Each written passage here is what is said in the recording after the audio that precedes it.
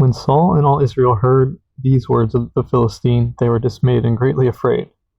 Now David was the son of that Ephrathite of Bethlehem, Judah, whose name was Jesse, and who had 8 sons.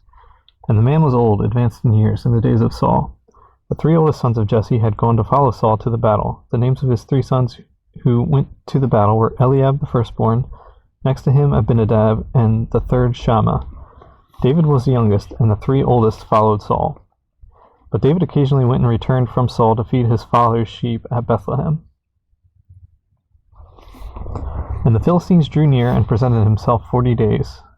And the Philistine drew near and presented himself 40 days, morning and evening. Then Jesse said to his son David, "Take now for your brothers an ephah of this dried grain and these 10 loaves, and run to your brothers at the camp. And carry these 10 cheeses to the captain of their 1,000, and see how your brothers fare, and give back news of them, and bring back news of them." Now Saul and they and all the men of Israel were in the valley of Elah fighting with the Philistines. So David rose early in the morning, left the sheep with the keeper, and took the things, and went as Jesse had commanded him. And he came to the camp as the army was going out to fight and shouting for the battle. For Israel and the Philistines had drawn up in battle array, army against army. And David left his supplies in the hand of the supply keeper, ran to the army, and came and greeted his brothers. Then as he talked with them, there was the champion, the Philistine of Gath, Goliath by name, coming up from the armies of the Philistines. And he spoke according to the same words. So David heard them.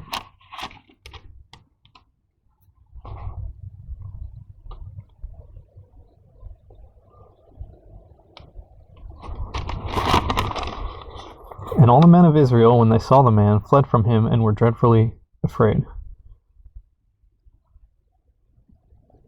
So the men of Israel said, "Have you seen this man who has come up? Surely he has come up to defy Israel, and it shall be that the man who kills him the king will enrich with great riches, will give him his daughter, and give his father's house exemption from taxes in Israel." Then David spoke to the men who stood by him, saying, "What shall be done for the man who kills this Philistine, and takes away the reproach from Israel? For who is this uncircumcised Philistine, that he should defy the armies of the living God?" And the people answered him in this manner, saying, "So shall it be done for the man who kills him." Now Eliab, his oldest brother, heard when he spoke to the men, and Eliab's anger was aroused against David, and he said, "Why did you come down here? And with whom have you left those few sheep in the wilderness? I know your pride and the insolence of your heart, for you have come down to see the battle." And David said, "What have I done now? Is there not a cause?" Then he turned from him toward another and said the same thing, and these people answered him as the first ones did.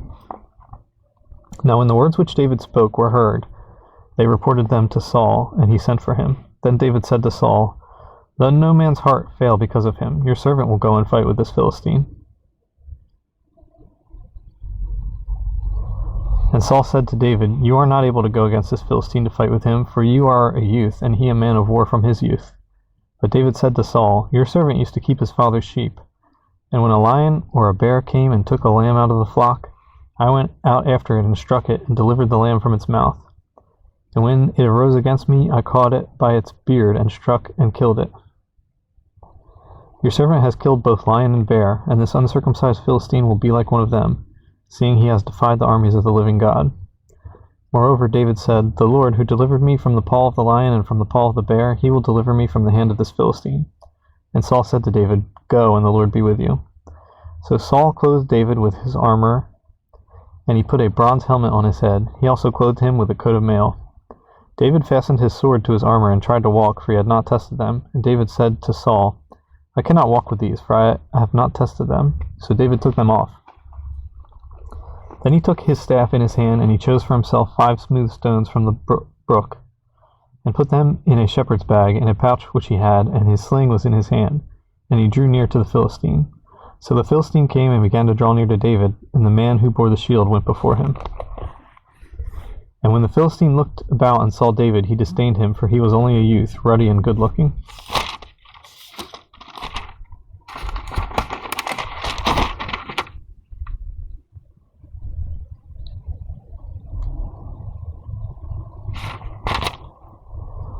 So the Philistine said to David, "Am I a dog that you come to me with sticks?" And the Philistine cursed David by his gods.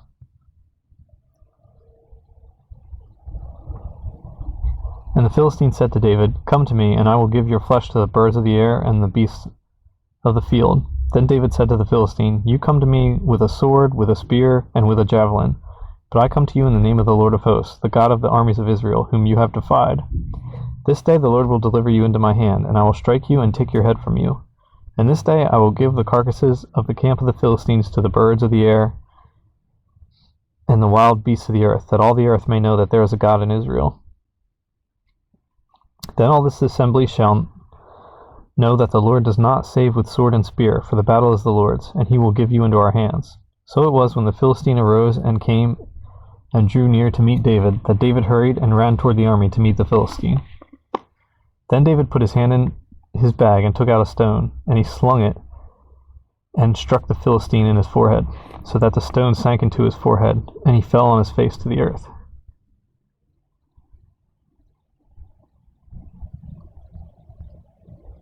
So David prevailed over the Philistine with a sling and a stone, and struck the Philistine and killed him. But there was no sword in the hand of David. Therefore David ran and stood over the Philistine, took his sword and drew it out of its sheath, and killed him, and cut off his head with it. And when the Philistines saw that their champion was dead, they fled.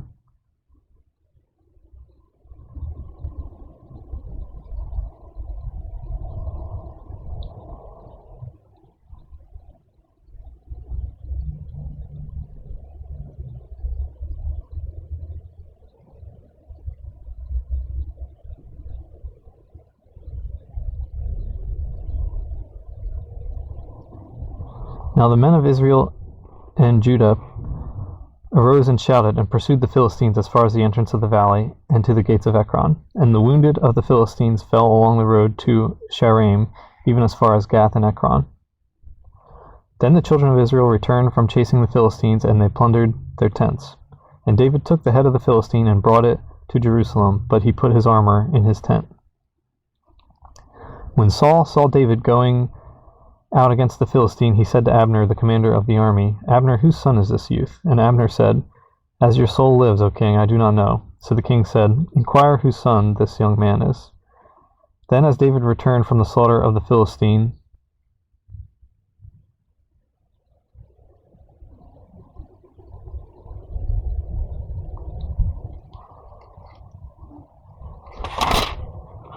Abner took him and brought him before Saul with the head of the Philistine in his hand. And Saul said to him, Whose son are you, young man? So David answered, I am the son of your servant Jesse the Bethlehemite. Now when he had finished speaking to Saul, the soul of Jonathan was knit to the soul of David, and Jonathan loved him as his own soul.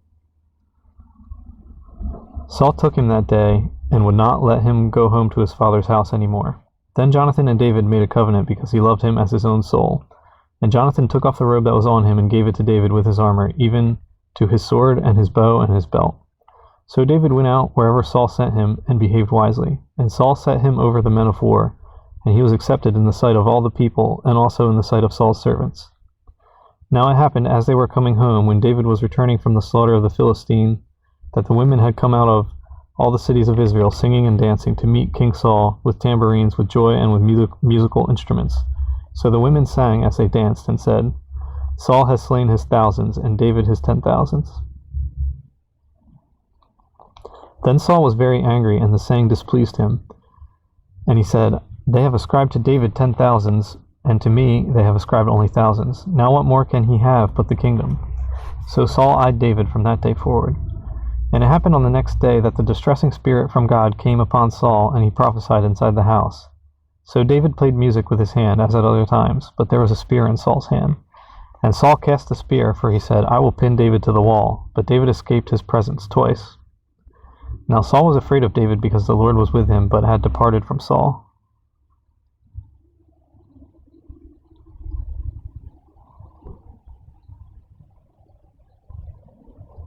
Therefore Saul removed him from his presence, and made him his captain over 1,000, and he went out and came in before the people.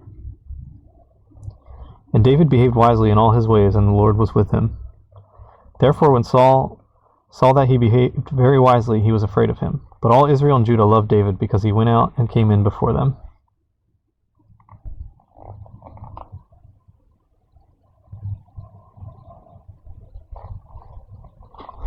Then Saul said to David, Here is my older daughter, Merab. I will give her to you as a wife. Only be valiant for me, and fight the Lord's battles. For Saul thought, Let my hand not be against him, but let the hand of the Philistines be against him. So David said to Saul, Who am I, and what is my life or my father's family in Israel, that I should be son-in-law to the king? But it happened at the time when Merab, Saul's daughter, should have been given to David, that she was given to Adriel the Meholathite as wife. Now Michal, Saul's daughter, loved David, and they told Saul, and the thing pleased him. So Saul said, I will give her to him, that she may be a snare to him, and that the hand of the Philistines may be against him. Therefore Saul said to David a second time, You shall be my son-in-law today. And Saul commanded his servants, Communicate with David secretly and say, Look, the king has delight in you, and all his servants love you. Now therefore become the king's son-in-law. So Saul's servants spoke those words in the hearing of David.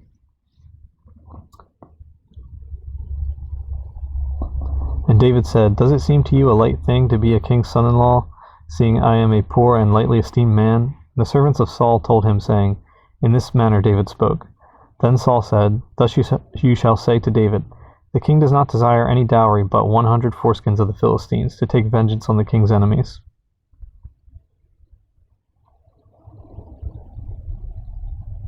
But Saul thought to make David fall by the hand of the Philistines. So when his servants told David these words, it pleased David well to become the king's son-in-law. Now the days had not expired. Therefore David arose and went, he and his men, and killed 200 men of the Philistines. And David brought their foreskins, and they gave them in full count to the king, that he might become the king's son-in-law. Then Saul gave him Michal his daughter as a wife. Thus Saul and knew that the Lord was with David, and that Michal, Saul's daughter, loved him, and Saul was still more afraid of David. So Saul became David's enemy continually. Then the princes of the Philistines went out to war, and so it was, whenever they went out, that David behaved more wisely than all the servants of Saul, so that his name became highly esteemed.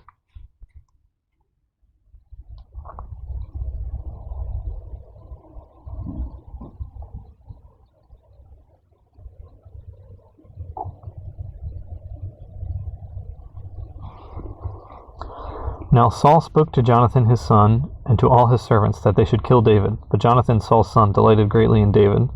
So Jonathan told David, saying, My father Saul seeks to kill you. Therefore please be on your guard until morning, and stay in a secret place and hide. And I will go out and stand beside my father in the field where you are, and I will speak with my father about you. Then what I observe, I will tell you. Thus Jonathan spoke well of David to Saul his father, and said to him, Let not the king sin against his servant, against David, because he has not sinned against you, and because his works have been very good toward you.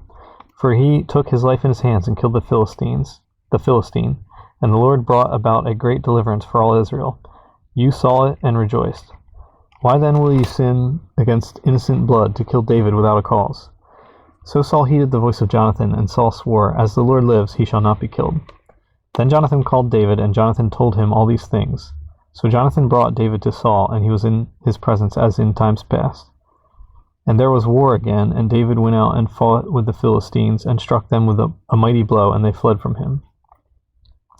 Now the distressing spirit from the Lord came upon Saul as he sat in his house with his spear in his hand, and David was playing music with his hand.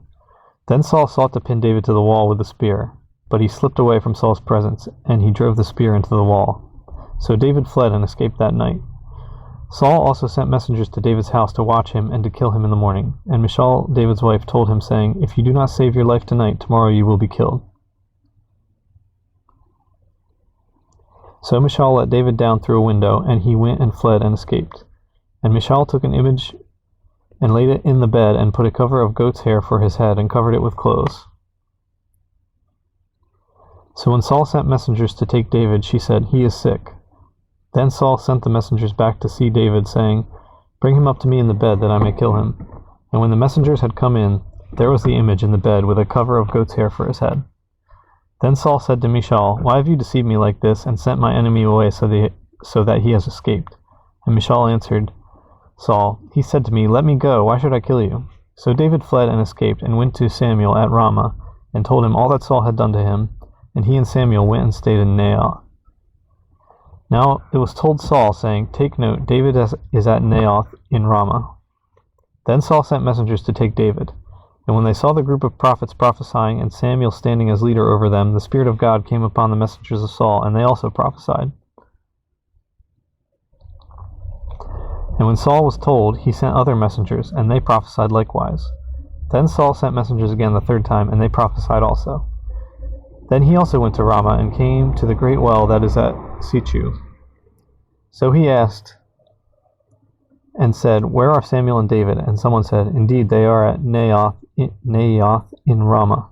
So he went there to Naioth in Ramah. Then the Spirit of God was upon him also, and he went on and prophesied until he came to Naioth in Ramah.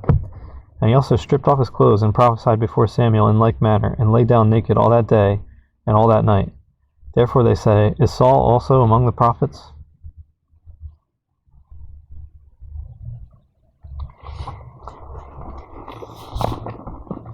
Then David fled from Naioth in Ramah, and went and said to Jonathan, What have I done? What is my iniquity, and what is my sin before your father, that he seeks my life? So Jonathan said to him, By no means, you shall not die. Indeed, my father will do nothing, either great or small, without first telling me. And why should my father hide this thing from me? It is not so.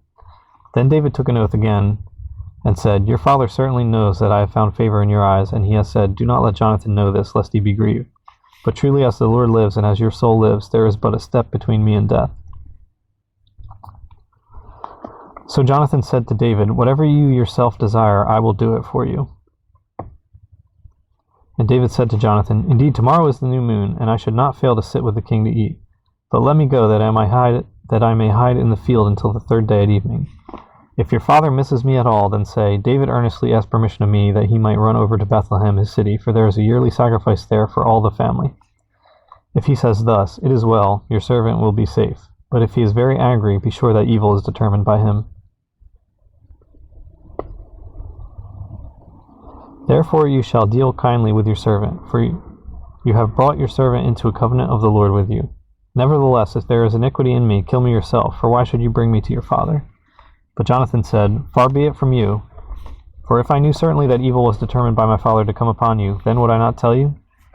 Then David said to Jonathan, Who will tell me, or what if your father answers you roughly? And Jonathan said to David, Come, let us go out into the field. So both of them went out into the field. Then Jonathan said to David, The Lord God of Israel is witness. When I have sounded out my father sometime tomorrow, or the third day, and indeed there is good toward David, and I do not send to you and tell you, may the Lord do so, and much more to Jonathan.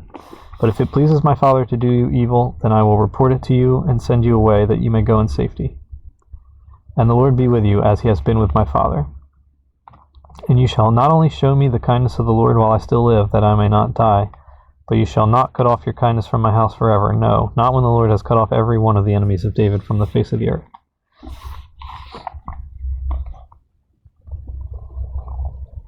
So Jonathan made a covenant with the house of David, saying, Let the Lord require it at the hand of David's enemies. Now Jonathan again calls David to vow, because he loved him, for he loved him as he loved his own soul. Then Jonathan said to David, Tomorrow is the new moon, and you will be missed, because your seat will be empty. And when you have stayed 3 days, go down quickly and come to the place where you hid on the day of the deed, and remain by the stone Ezel. Then I will shoot 3 arrows to the side, as though I shot at a target. And there I will send a lad, saying, Go, find the arrows. If I expressly say to the lad, Look, the arrows are on this side of you, get them and come, then as the Lord lives, there is safety for you and no harm. But if I say thus to the young man, Look, the arrows are beyond you, go your way, for the Lord has sent you away. And as for the matter which you and I have spoken of, indeed the Lord be between you and me forever. Then David hid in the field, and when the new moon had come, the king sat down to eat the feast. Now the king sat on his seat, as at other times, on his seat by the wall. And Jonathan arose, and Abner sat by Saul's side, but David's place was empty. Nevertheless, Saul did not say anything that day, for he thought, Something has happened to him. He is unclean. Surely he is unclean. And it happened the next day, the second day of the month, that David's place was empty. And Saul said to Jonathan his son, Why has the son of Jesse not come to eat, either yesterday or today? So Jonathan answered Saul, David earnestly asked permission of me to go to Bethlehem. And he said, Please let me go, for our family has a sacrifice in the city, and my brother has commanded me to be there. And now, if I have found favor in your eyes, please let me get away and see my brothers. Therefore he has not come to the king's table. Then Saul's anger was aroused against Jonathan, and he said to him, You son of a perverse, rebellious woman, do I not know that you have chosen the son of Jesse to your own shame and to the shame of your mother's nakedness? For as long as the son of Jesse lives on the earth, he shall not be established, nor your kingdom. Now therefore send and bring him to me, for he shall surely die. And Jonathan answered Saul his father and said to him, Why should he be killed? What has he done? Then Saul cast a spear at him to kill him, by which Jonathan knew that it was determined by his father to kill David. So Jonathan arose from the table in fierce anger and ate no food the 2nd day of the month, for he was grieved for David, because his father had treated him shamefully. And so it was in the morning that Jonathan went out into the field at the time appointed with David, and a little lad was with him. Then he said to his lad, Now run, find the arrows which I shoot. As the lad ran, he shot an arrow beyond him. When the lad had come to the place where the arrow was which Jonathan had shot, Jonathan cried out after the lad and said, Is not the arrow beyond you? And Jonathan cried out after the lad, Make haste, hurry, do not delay. So Jonathan's lad gathered up the arrows and came back to his master. But the lad did not know anything, only Jonathan and David knew of the matter. Then Jonathan gave his weapons to his lad and said to him, Go carry them to the city. As soon as the lad had gone, David arose from a place toward the south, fell on his face to the ground, and bowed down 3 times. And they kissed one another, and they wept together, but David more so. Then Jonathan said to David, Go in peace, since we have both sworn in the name of the Lord, saying, May the Lord be between you and me, and between your descendants and my descendants forever. So he arose and departed, and Jonathan went into the city.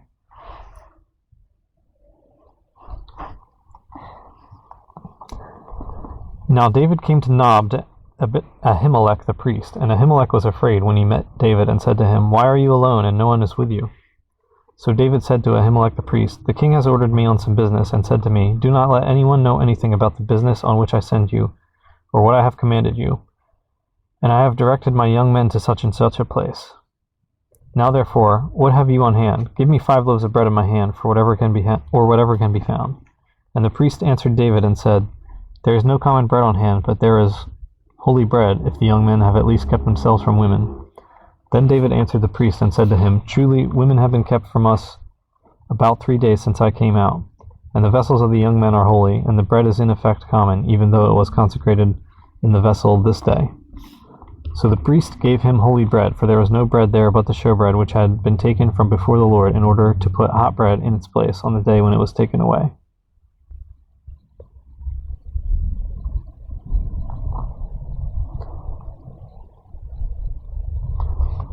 Now a certain man of the servants of Saul was there that day, detained before the Lord, and his name was Doeg, an Edomite, the chief of the herdsmen who belonged to Saul. And David said to Ahimelech, Is there not here on hand a spear or a sword? For I have brought neither my sword nor my weapons with me, because the king's business required haste.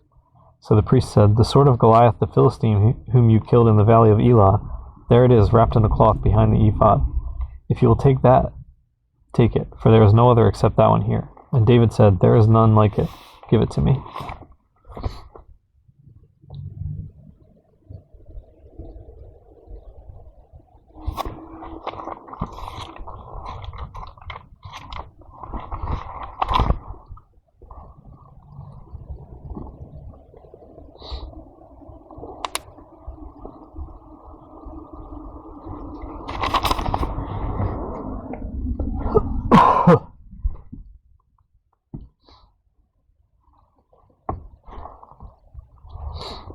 Then David arose and fled that day from before Saul, and went to Achish the king of Gath.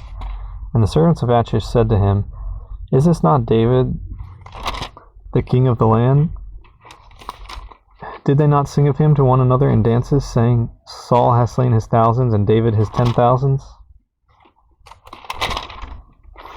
Now David took these words to heart, and was very much afraid of Achish the king of Gath.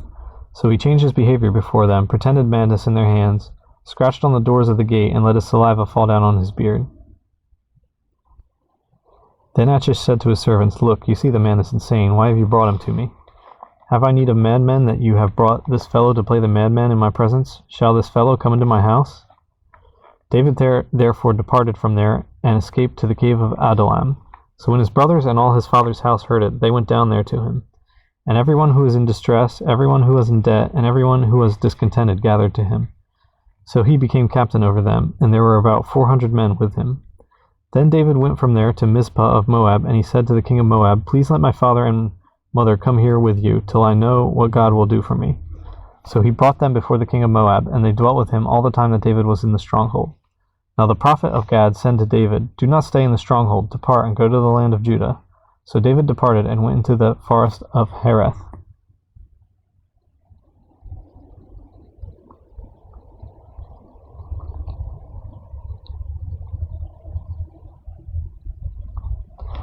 When Saul heard that David and the men who were with him had been discovered, now Saul was staying in Gibeah under a tamarisk tree in Ramah with his spear in his hand and all his servants standing about him. Then Saul said to his servants, who stood about him, "Hear now, you Benjamites. Will the son of Jesse give every one of you fields and vineyards, and make you all captains of thousands and captains of hundreds? All of you have conspired against me, and there is no one who reveals to me that my son has made a covenant with the son of Jesse. And there is not one of you who is sorry for me, or reveals to me that my son has stirred up my servant against me, to lie in wait as it is this day." Then answered Doeg the Edomite, who was set over the servants of Saul, and said, "I saw the son of Jesse going to Nob to Ahimelech the son of Ahitub. And he inquired of the Lord for him, gave him provisions, and gave him the sword of Goliath the Philistine."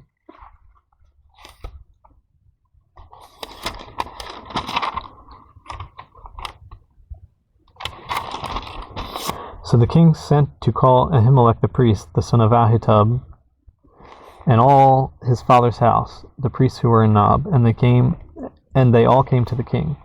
And Saul said, "Hear now, son of Ahitub." He answered, "Here I am, my lord." Then Saul said to him, "Why have you conspired against me, you and the son of Jesse, in that you have given him bread and a sword, and have inquired of God for him, that he should rise against me to lie in wait as it is this day?" So Ahimelech answered the king and said, "And who among all your servants is as faithful as David, who is the king's son-in-law, who goes at your bidding and is honorable in your house? Did I then begin to inquire of God for him? Far be it from me. Let not the king impute anything to his servant, or to any in the house of my father. For your servant knew nothing of all this, little or much." And the king said, "You shall surely die, Ahimelech, you and all your father's house." Then the king said to the guards who stood about him, "Turn and kill the priests of the Lord, because their hand is also with David, and because they knew when he fled and did not tell it to me." But the servants of the king would not lift their hands to strike the priests of the Lord. And the king said to Doeg, "You turn and kill the priests." So Doeg the Edomite turned and struck the priests, and killed on that day 85 men who wore a linen ephod.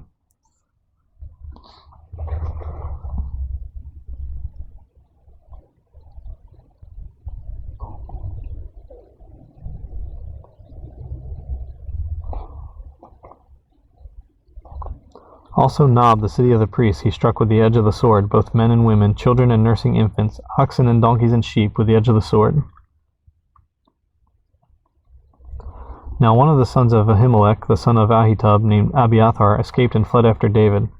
And Abiathar told David that Saul had killed the Lord's priests.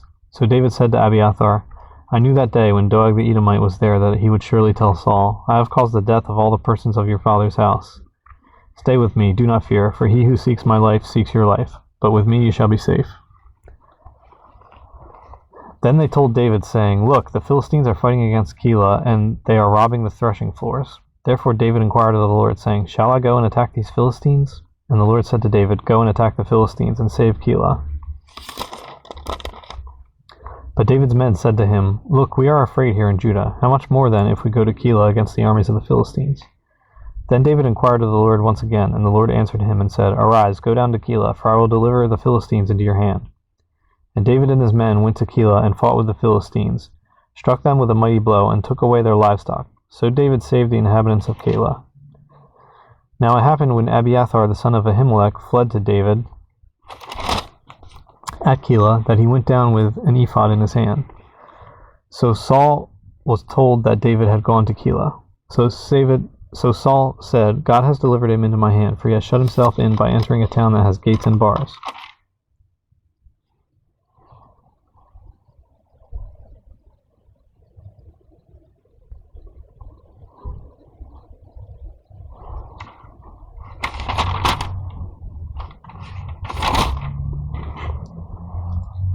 Then Saul called all the people together for war to go down to Keilah to besiege David and his men.